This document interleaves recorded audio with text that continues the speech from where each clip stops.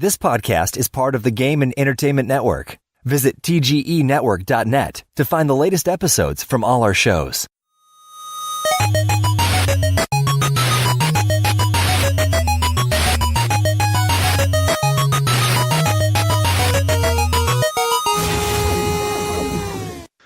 Welcome back to Couch Potatoes. This is episode number 88. I am your host, Izlain, and I am rolling solo today because, well, we had kind of a little bit of trouble getting together over the weekend. That's partly due to the fact that I left town, had a couple things to do with some friends, and I had a long weekend, like most of America, and ended up where, when we normally record, I was gone. It was a little harder getting some of the people together to do something today, so I just wanted to get something out there. I realize it's a little bit late, but the show must go on, and I wanted to keep it going with this whole weekly schedule. So we'll have another one out next weekend. Don't you worry. It was just a temporary little setback. Anyway, there was just a few things that I wanted to go over, have a short conversation with you guys. This episode will probably be a little bit shorter than normal because, well, that's just kind of how it goes when you're by yourself. Less conversation back and forth, but still some things that I wanted to get out there into the auditory space. So I'm going to skip over what I've been playing, because what I've been playing is kind of something that I'm already going to discuss in a little bit. But first big thing that I wanted to talk about is that the NBI is officially happening. And we've had a couple episodes of the show where we've talked about it, had some guests on, things like that. I'm not going to jump into too much about it, but just basically Dune ended up coming around. We had a little bit of a conversation on Twitter with some of the old members of the committee, people who have helped run it in years past, and it was pretty much the general consensus that nobody was really willing to run it by themselves, but it wasn't getting started. It wasn't going to happen, and we were all kind of okay with it taking a year off. But Dune came around, said that that's unacceptable. It needs to run every year, and that's fine. It was just that none of us really felt the urge to run it ourselves. I know that I played a larger role in it last year than I did in years prior to that, and it does take a lot out of you. There's a lot that you have to do to make sure that it runs kind of smoothly. So it seems like after he kind of lit the spark under everyone's ass, everybody that's helped in prior years has come back around and wants to make sure that it goes off without a hitch. So there hasn't been a lot of information announced as far as what the events are going to be, what writing prompts are going to happen, things like that. That will start popping up, I'm sure, very soon, because it's only a couple days away that June starts, and that is when, or the month that the event is going to take place in this year. It's a month late, but better late than never, I suppose. So there's a Discord server, and if you don't know what that is, I did make a post a couple days ago, week ago, something like that. There's several people that have made posts also. We can get you a Discord link if you don't know where it is. Just hit me up or look around on Twitter, look around on our various blogs. You'll find the information. Or feel free to send me a message. That's fine. The forums are still intact from last year, despite the website having gone down. From what I understand, Dune was trying to get ownership back of the domain, so I think he may be trying to slap a website back together pretty quickly. But I think the biggest change is heading over to that Discord server. There's built-in voice chat. There's text chat. We're able to announce our blogs that way, make announcements about posts, and even get together to play games and use voice chat to facilitate that. So it keeps everybody from having to download separate chat programs, all that stuff. And a lot of people already use Discord. It seems to be fairly popular. So I think that is going to be the main channel to watch for new information, but we will definitely be posting about the blog coming back up if it does. There is also the Newbie Blogger Twitter account that will also be spamming information in coming days. So at this point, I haven't seen a huge crop of newbies pop up, but there have been a few that have introduced themselves on Discord. And as every other year, it usually ends up where there's a handful at the beginning, and by the end of the month, there's several more added to that. So either way, it seems that a lot of participants from years past are still getting back involved, and there are some people that have said that they're going to sit out, but that's fine. It is a busy time of year. So yeah, that's cool. I'm glad that that's happening again, and we'll be talking about it more, I'm sure, on the show and on our respective blogs in the coming month. Maybe we'll even do what we did last year and have a couple newbies on towards the end of the month to see how they felt about it, and just to give them a chance to promote their blogs via our show.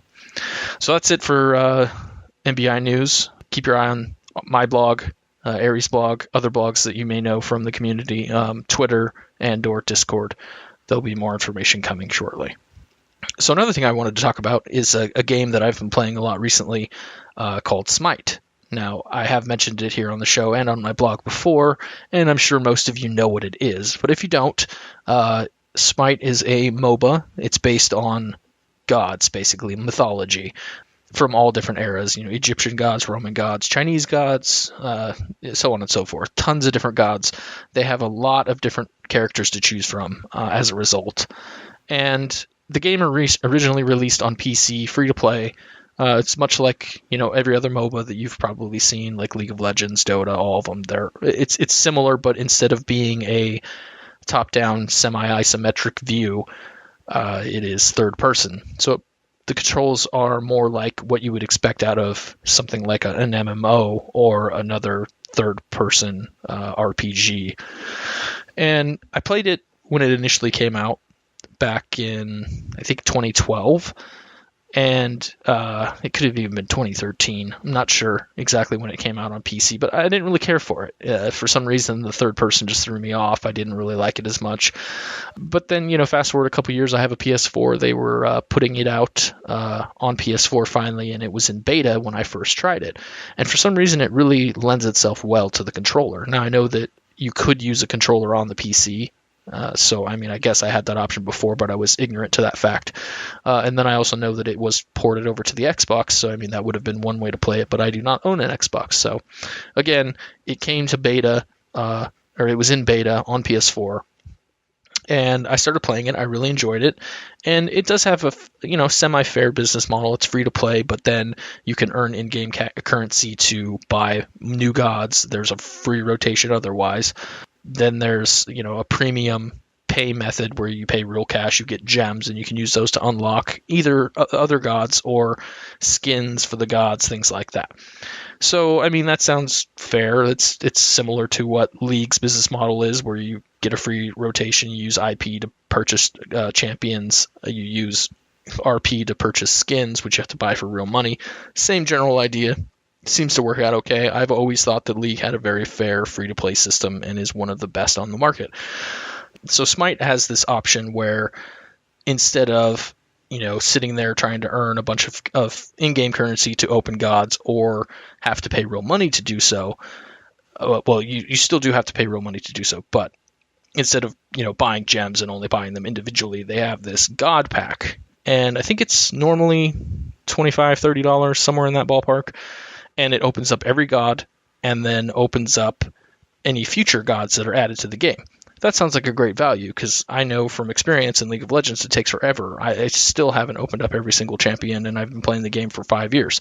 So it would have been an equal sort of time sink to do the same in Smite, and having that option, particularly because I got it on sale for I think $15, so it was a super steal. But regardless, that all seems very fair and very cost effective. Even for $30, opening up all the gods it's a worthy investment.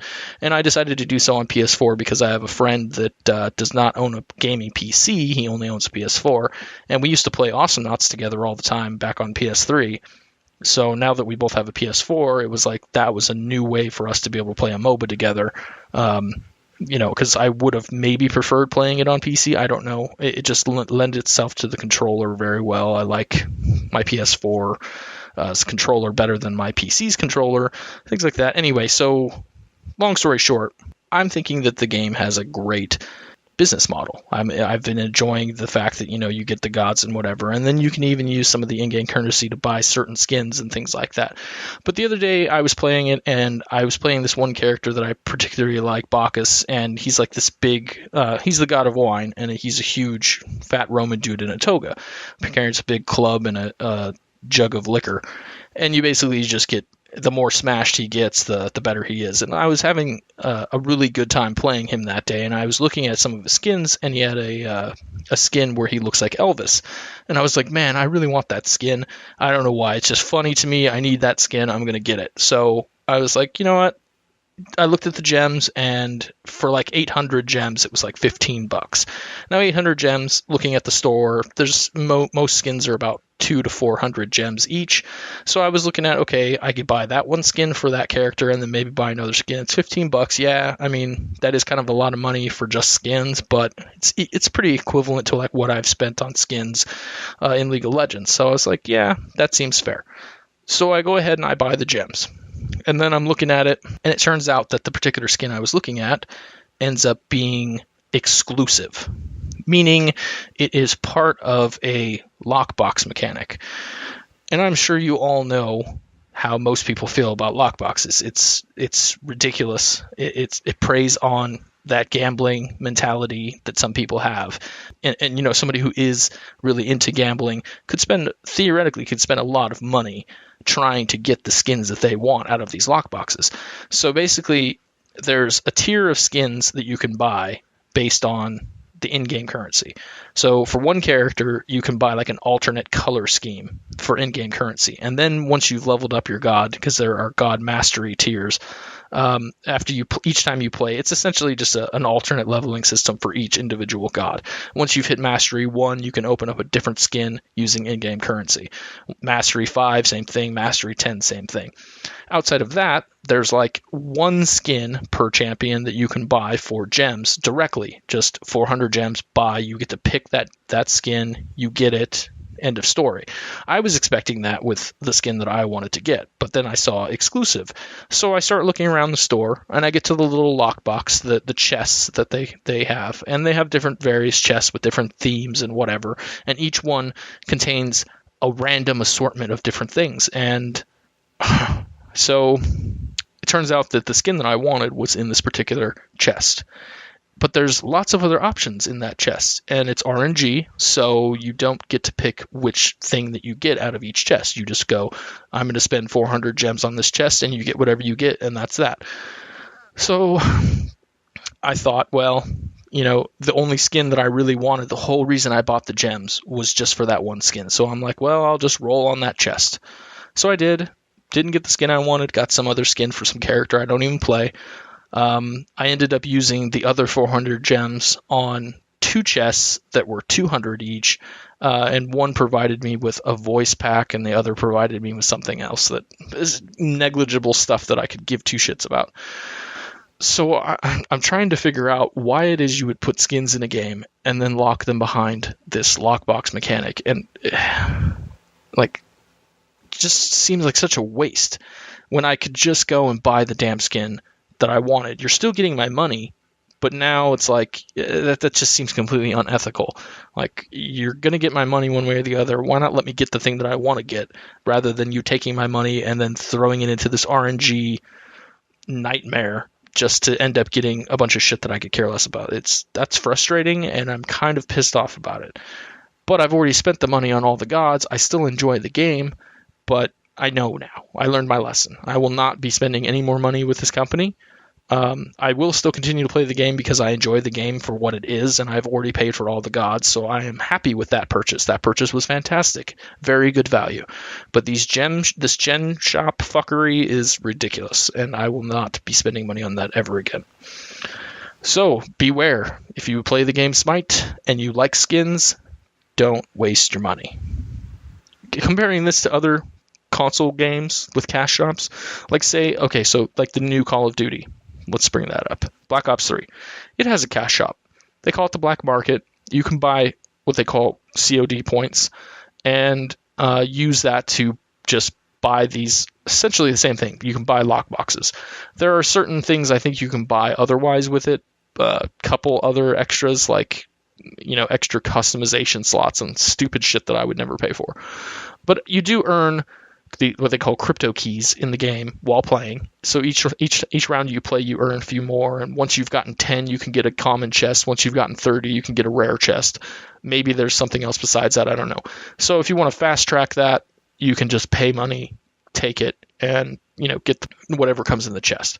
And usually it's just cosmetic, different skins, different camos, different things like that are little customization items.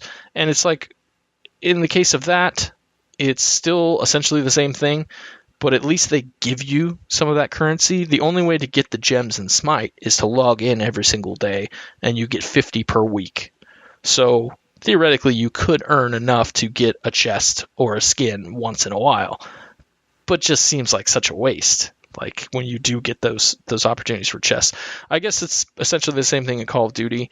Even Uncharted 4 is using a lockbox system now, but it's based on in-game currency, but you still have the option to unlock certain things with paid currency. I see these trends happening with all these different games where it doesn't really seem necessary, and it's always cosmetic shit. And ugh. Anyway, long story short, lockboxes suck, but you already knew that. So, last thing that I wanted to talk about, again, like I said, this is probably going to be kind of a short episode, but just some things that I wanted to get out there. So we're going to call this Idiots on the Internet, because this is stupid people doing stupid shit, and that's what Idiots on the Internet's all about.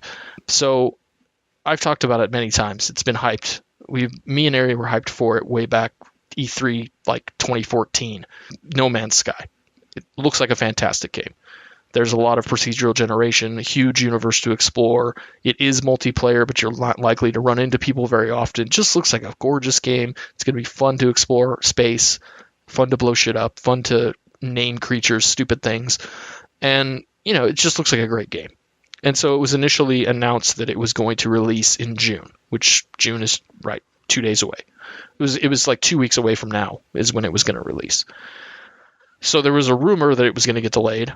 And the author who mentioned that rumor initially was on Kotaku and said that the game was going to be delayed. And he was met immediately with death threats. And Kotaku, Polygon, a lot of those big name sites, even massively, like you get into some of those comment threads and they're just toxic and ridiculous. I avoid it most of the time. I read the news and then screw the comments. So apparently this guy had death threats leveled at him.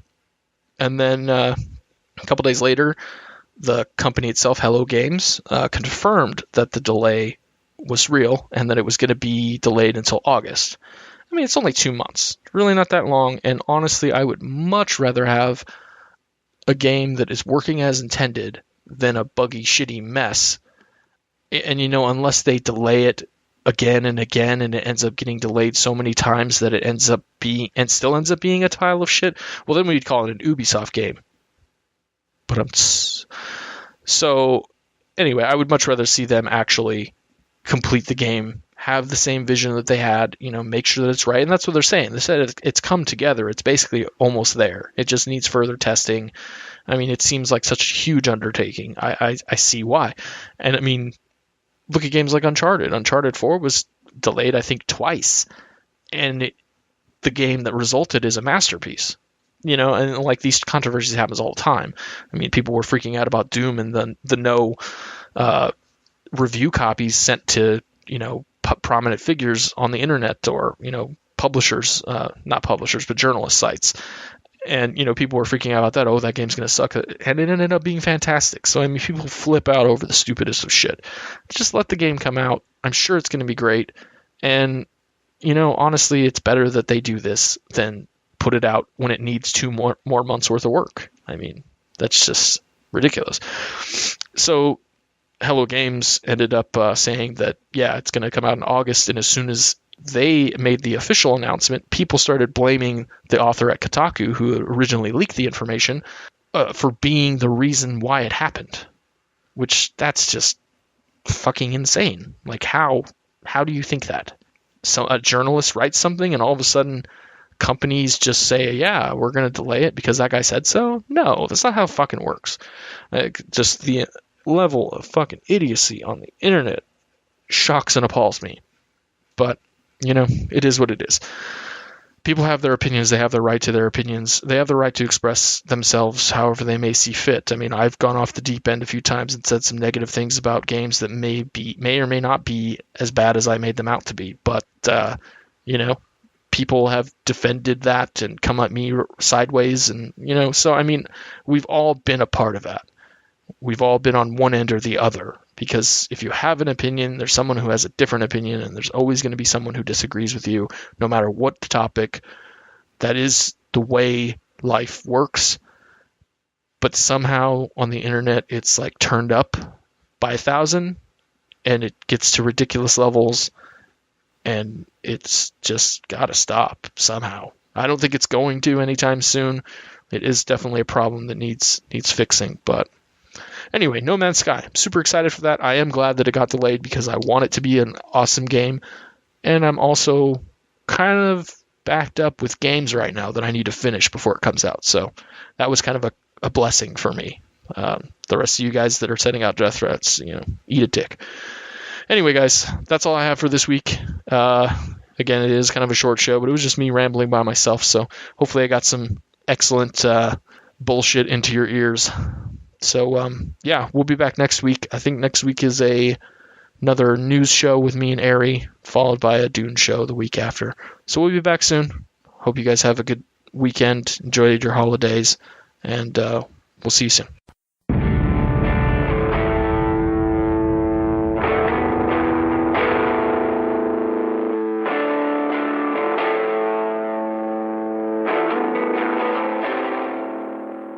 That does it for this week's edition of Couch Potatoes. We hope you enjoyed it, and we hope that you'll continue to join us. Couch Potatoes can be found on Twitter at Couch Potatoes, and on Anook at anook.com/blog/couch-potatoes. Music credits, other places you can find us, and pertinent links discussed on the show can be found in the show notes. Thanks for listening. We're going to get back to gaming now, so we'll see you next week.